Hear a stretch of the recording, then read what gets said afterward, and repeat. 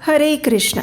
इस परम पुण्यमय महाभागा पौष मास में भगवान श्री विष्णु की अधिक से अधिक भक्ति, सेवा और पूजा करनी चाहिए। ये मास मनुष्य को परम आध्यात्मिक उच्च गति प्रदान करने वाला है। उसके समस्त पाप और कल्मशों का नाश करने वाला है। इस मास में किया गया जप, तप, दान, श्रवण मनुष्य को परम आध्यात्मिक उन्नति प्रदान करता है। और इसी पौष मास के विशेष समय में हम श्रवण कर रहे हैं वेदों और शास्त्रों से ली गई प्रामाणिक पौराणिक कथाओं का। तो चलिए हमारी पिछली कड़ी को आगे बढ़ाते हुए श्रवण करते हैं आज के इस अध्याय का।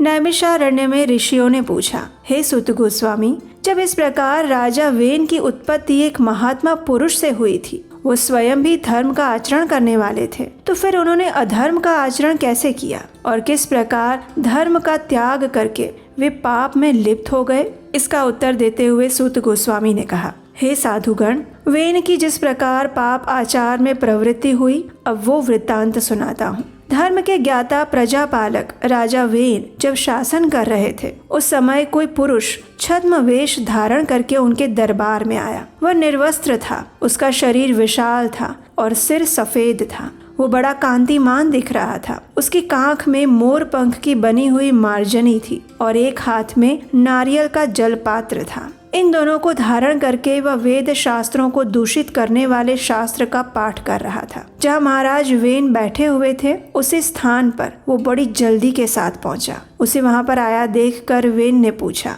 आप कौन हैं जो ऐसा अद्भुत रूप धारण किए यहाँ आए हैं? मेरे सामने आप सारी बातें सच सच बताइए। राजा वेन का ये वचन सुनकर उस पुरुष ने कहा, हे राजन, तुम इस प्रकार धर्म के पचड़े में पड़कर जो राज्य चला रहे हो ना, वो सारा व्यर्थ है। तुम बहुत ही मूढ़ और अज्ञानी दिख रहे हो। मेरा परिचय जानना चाहते हो तो सुनो, मैं देवताओं का परम पूज्य हूँ। मैं ही ज्ञान, मैं ही सत्य, मैं ही सनातन ब्रह्म हूँ। मोक्ष भी मैं ही हूँ। मैं ब्रह्मा जी के देह से उत्पन्न सत्य प्रतिज्ञ पुरुष हूँ।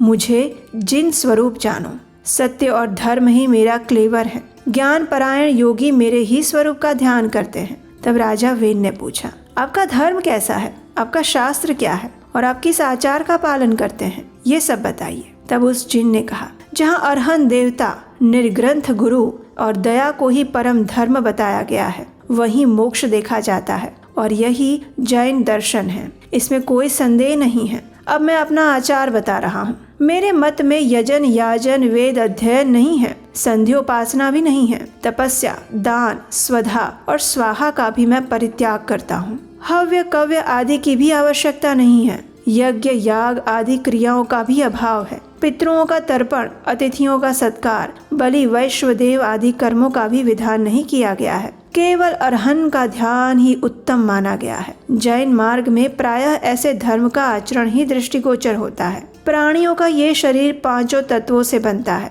और परिपुष्ट होता है। आत्मा वायु स्वरूप है, इसलिए श्राद्ध और यज्ञ ये सब क्रियाओं की कोई आवश्यकता नहीं। जैसे पानी में जल और जंतुओं का समागम होता है और जिस प्रकार बुलबुले पैदा होते हैं और विलीन हो जाते हैं, उसी प्रकार संसार में समस्त प्राणियों का आवागमन होता रहता है। अंतकाल आने पर वायु रूप आत्मा शरीर छोड़कर चली जाती है और पंच तत्व 5 भूतों में मिल जाते हैं। उसके बाद मोह से मुग्ध मनुष्य परस्पर मिलकर मरे हुए जीव के लिए श्राद्ध आदि पारलौकिक कृत्य करते हैं। मोहवश वे क्षया तिथि को पितरों का तर्पण करते हैं। भला मरा हुआ मनुष्य कहाँ रहता है? किस रूप में आकर वो श्राद्ध आदि का भोग करेगा? मिष्टान्न खाकर तो सिर्फ ब्राह्मण लोग तृप्त होते हैं, मृतात्मा को थोड़ी ना कुछ मिलता है। इस प्रकार दान की भी कोई आवश्यकता नहीं जान पड़ती। दान आखिर क्यों दिया जाए? दान देना उत्कृष्ट कर्म नहीं समझा जाना चाहिए। अगर अन्न का भोजन किया जाए तो उसी में उसकी सार्थकता है। यदि दान ही देना हो तो दया का दान देना चाहिए। दया परायण होकर प्रतिदिन जीवों की रक्षा करनी चाहिए।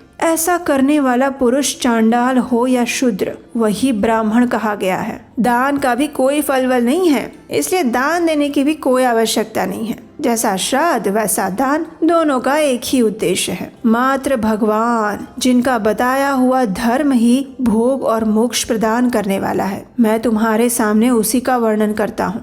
वो बहुत पुण्यदायक है। पहले शांत चित्त से सब पर दया करनी चाहिए, फिर हृदय से, मन के शुद्ध भाव से चराचर स्वरूप एकमात्र जिनकी आराधना करनी चाहिए, उन्हीं को नमस्कार करना चाहिए। हे नृप श्रेष्ठ वेन, माता पिता के चरणों में भी कभी मस्तक झुकाने की आवश्यकता नहीं है, फिर औरों की तो बात ही क्या करना। अब उस जिन की ये सारी बातें सुनकर राजा वेन ने पूछा, ये ब्राह्मण आचार्यगण गंगा आदि नदियों को पुण्य तीर्थ बताते हैं। इनका कहना है ये तीर्थ महान पुण्य प्रदान करने वाले हैं, इसमें कहाँ तक सत्य है, कृपया ये बताइए मुझे। तब उस जिन ने कहा, महाराज, आकाश से बादल एक ही समय जो पानी बरसाते हैं वो पृथ्वी और पर्वत सभी स्थानों में गिरता है, वही बहकर नदियों में एकत्रित होता है और वहाँ से सर्वत्र जाता है। नदियाँ तो जल बहाने वाली ही है, उसमें तीर्थ कैसा। सरोवर और समुद्र सभी जल के आश्रय हैं। पृथ्वी को धारण करने वाले पर्वत भी केवल पत्थर की राशि हैं, उनमें भला तीर्थ नाम की कोई वस्तु नहीं है। अगर समुद्र आदि में स्नान करने से सिद्धि मिलती है तो फिर तो मछलियों को सबसे पहले सिद्धि मिलनी चाहिए, लेकिन ऐसा तो देखा ही नहीं जाता। एकमात्र भगवान जिन ही सर्वमय है, उनसे बढ़कर ना कोई धर्म है ना तीर्थ। संसार में जिन ही सर्वश्रेष्ठ हैं, इसलिए उन्हीं का ध्यान करो, उसी से तुम्हें नित्य सुख की प्राप्ति होगी। हाँ, इस प्रकार उस रहस्यमयी पुरुष ने वेद, दान, पुण्य, यज्ञ समस्त धर्मों की निंदा करी और अंग कुमार राजा वेन को पाप के प्रभाव द्वारा बहुत कुछ समझाया। उसके इस प्रकार समझाने पर राजा वेन के हृदय में पाप भाव का उदय हो गया। वेन उसकी बातों से मोहित हो गया। उसने उसके चरणों में प्रणाम करके वैदिक धर्म और सत्य धर्म आदि की क्रियाओं को त्याग दिया। पापात्मा वेन के शासन से संसार पापमय बन गया और उसमें हर तरह के पाप होने लगे। उसने वेद, यज्ञ, उत्तम धर्म शास्त्रों का अध्ययन सब कुछ बंद करवा दिया और उसके शासन काल में ब्राह्मण लोग न दान कर पाते थे न स्वाध्याय, और इस प्रकार धर्म का सर्वथा लोप हो गया। सभी ओर महान पाप छाने लगा। वेन अपने पिता अंग के मना करने पर भी उनकी आज्ञा के विपरीत ही आचरण करने लगा। वो दुरात्मा न तो पिता के चरणों में प्रणाम करता न माता के। उसके महायशस्वी पिता ने अपने भाव और स्वरूप पर बहुत काल तक विचार किया, लेकिन किसी तरह उनकी समझ में ये बात नहीं आई कि वेन ऐसे पापी कैसे बन गया। उसके बाद एक दिन सप्तर्षि अंग कुमार वेन के पास आए और उसे आश्वासन देते हुए कहने लगे, वेन, दुस्साहस ना करो, तुम यहाँ समस्त प्रजा के रक्षक बनाए गए हो। ये सारा जगत तुम पर आश्रित है। धर्म अधर्म रूप संपूर्ण विश्व का भार तुम्हारे ऊपर है, इसलिए अपना पाप कर्म छोड़कर धर्म का आचरण करो। सप्तर्षियों द्वारा कहे जाने पर वेन इस प्रकार बोलने लगा, मैं ही परम धर्म हूँ, मैं ही सनातन देवता अरहन हूँ, धाता, रक्षक और सत्य भी मैं हूँ। मैं परम पुण्यमय सनातन जैन धर्म हूँ। हे ब्राह्मणों,